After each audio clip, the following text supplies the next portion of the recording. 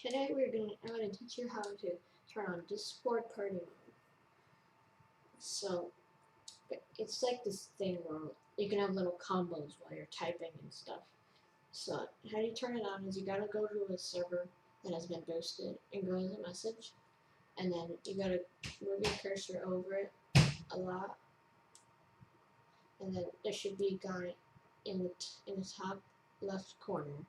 He'll pop up, and you'll have a leaf, and when the leaf falls down, you have to click the leaf, and then your Discord party mode will be activated.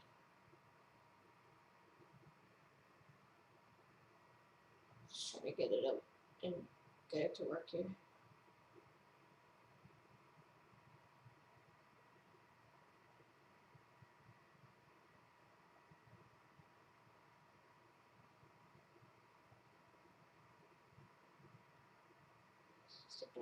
So it'll be like that, but it'll be up in that corner. And then he'll have a leaf and it'll fall down off his head, and then you have to click it. See? And you gotta try to click it.